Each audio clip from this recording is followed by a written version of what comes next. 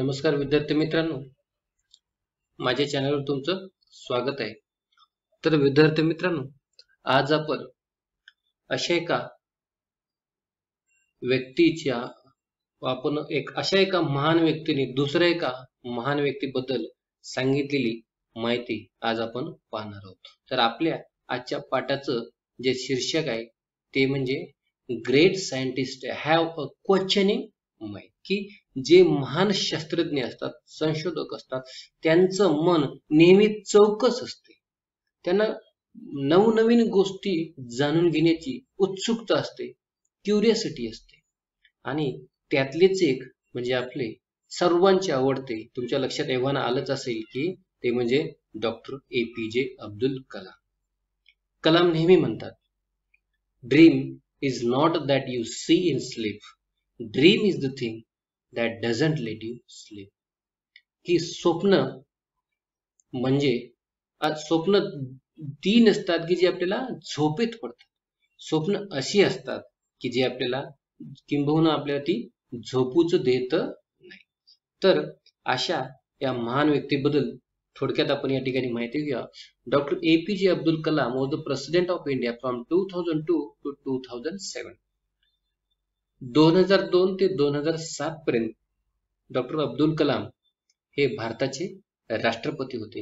He was awarded Bharat Ratna for its contribution to the scientific research and modernisation of defence technology in India, की भारताच्या त्यांना त्यांच्या वैज्ञानिक संशोधनाबद्दल आणि आपली जी काही संरक्षण तंत्रज्ञानामध्ये आपल्या ज्या संरक्षण खात्याचं जे काही त्यांनी आधुनिकीकरण केलं आणि त्यांच्या त्या वैज्ञानिक संशोधनाबद्दल त्यांना भारताचा सर्वोच्च पुरस्कार म्हणजे भारतरत्न देऊन त्यांचा गौरव देखील करण्यात आलेला होता।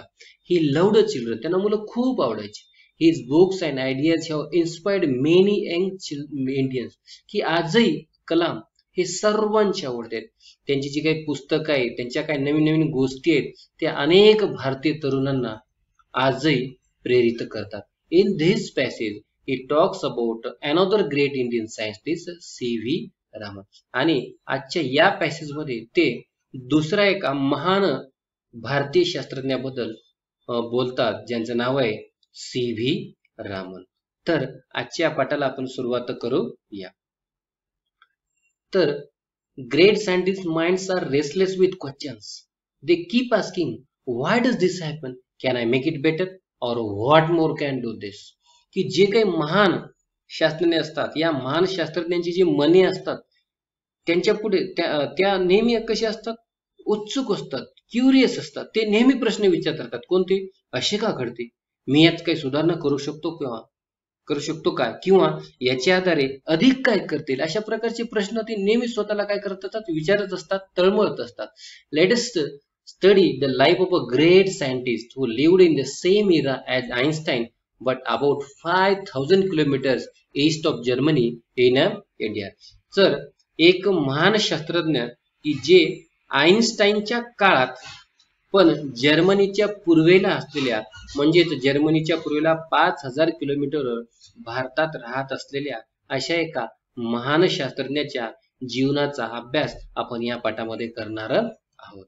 तर born in Tiruchirappalli in southern India in the year of 1888, Raman grew up to be one of the greatest scientists in India. He was a bright student right from the start and was deeply interested in optical science and accuracy.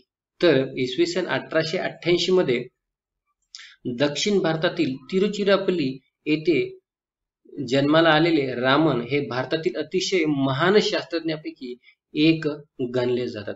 अगदी प्रारंभापासून म्हणजे विद्यार्थी दशेपासूनच ते खूपच हुशार होते। दृकशास्त्र आणि श्रवणशास्त्र यात त्यांना खूप स्वारस्य होतं, त्यांना खूप या दोन विषयाची काय होती, खूपच आवड होती।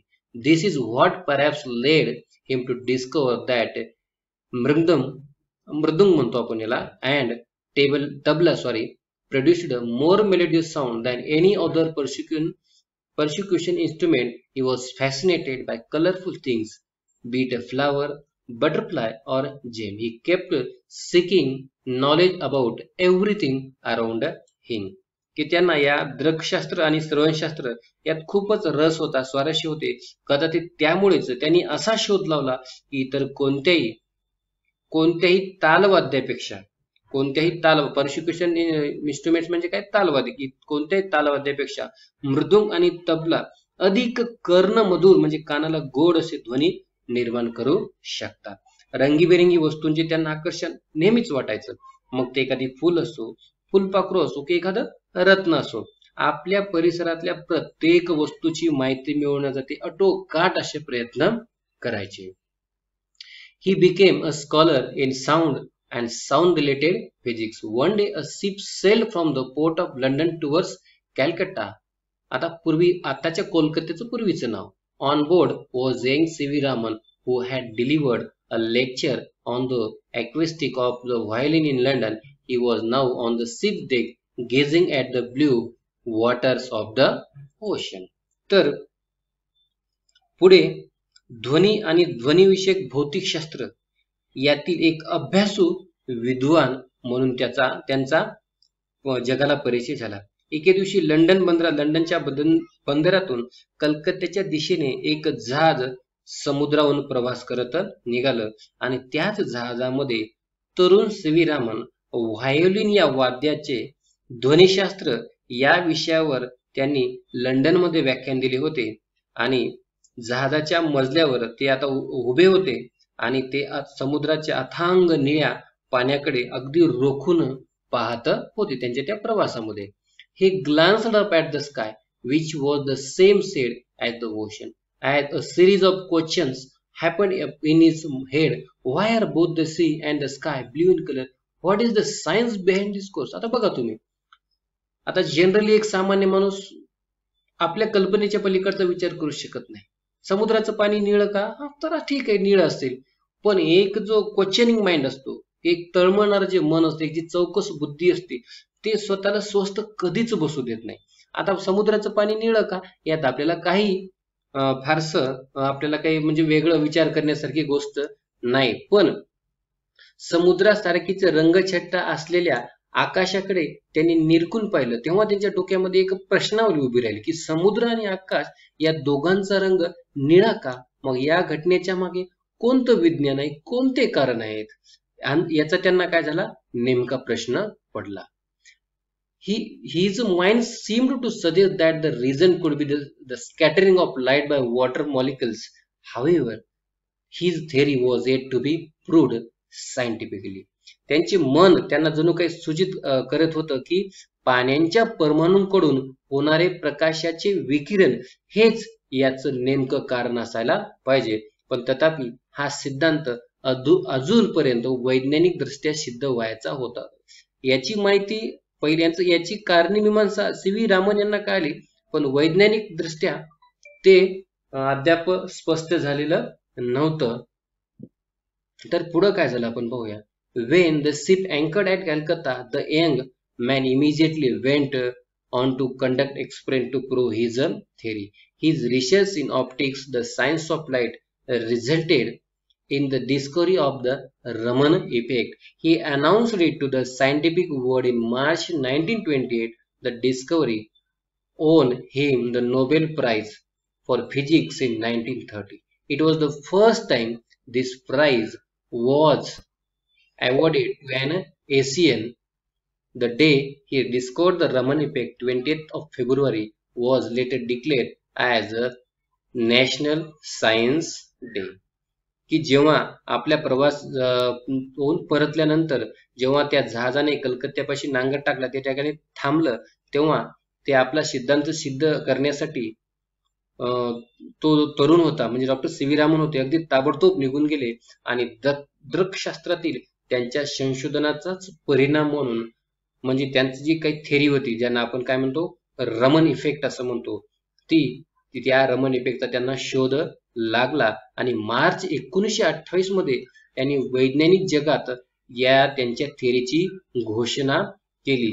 या शोधाने, या रमन इफेक्टनेच त्यांना 1930 मध्ये पदार्थ विज्ञानाचे जगातले सर्वोच्च पारितोषिक म्हणजे नोबेल पारितोषिक मिळवून दिले आणि कोणत्याही आशियाई व्यक्तीला हे पारितोषिक प्रदान करण्याची भेटण्याची ही पहिलीच वेळ होती.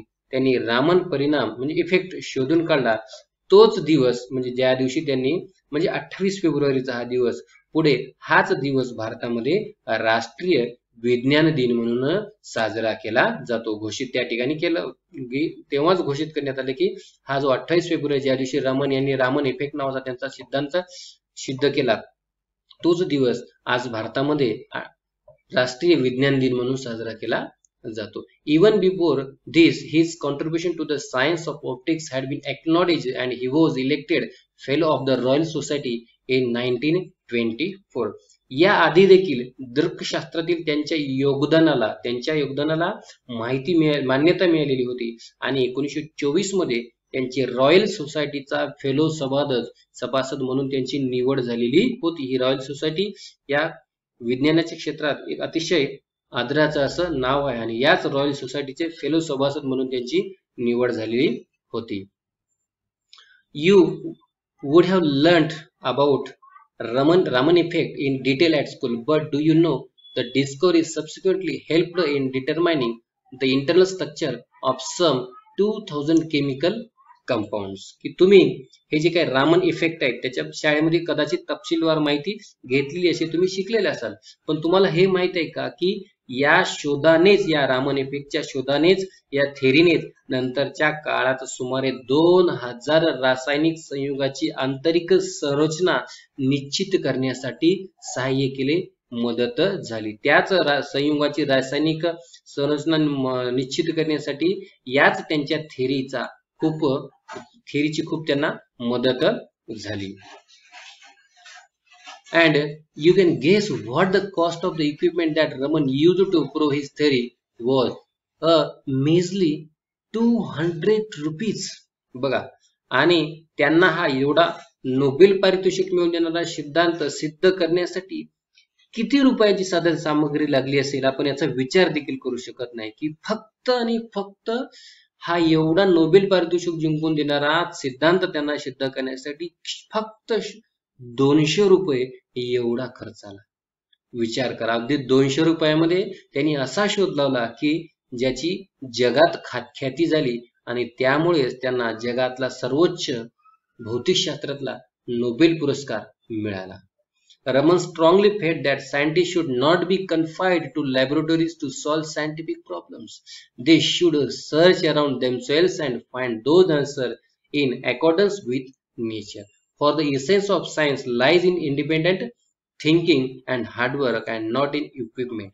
How true, though the oceans and the sky have always been blue in color, it needed a questioning mind with a scientific outlook to find the reason behind it. की सी.व्ही. रामन यांचे स्पष्ट मत होते की वैज्ञानिक समस्या सोडवण्यासाठी शास्त्रज्ञ किंवा वैज्ञानिक समस्या फक्त प्रयोगशाळेमध्येच सोडवल्या जाऊ शकत नाहीत किंवा प्रयोगशाळेमध्ये स्वतःला कोंडूनच हे प्रश्न सुटत नाहीत, तर त्यांनी ह्या वैज्ञानिक समस्या त्यांच्याच समस्यांच्या उत्तराचा शोध त्याच परिसरामध्ये घ्यावा, निसर्गाला अनुसरून त्याची उत्तरं शोधावीत. कारण विज्ञानाची जे काही सर्वस्व आहे, जे काही सार आहे ते स्वतंत्र विचारात आहे, आपण करत असलेल्या कठोर परिश्रमात आहे, आपल्याजवळ असलेल्या साधन सामग्रीमध्ये नाही.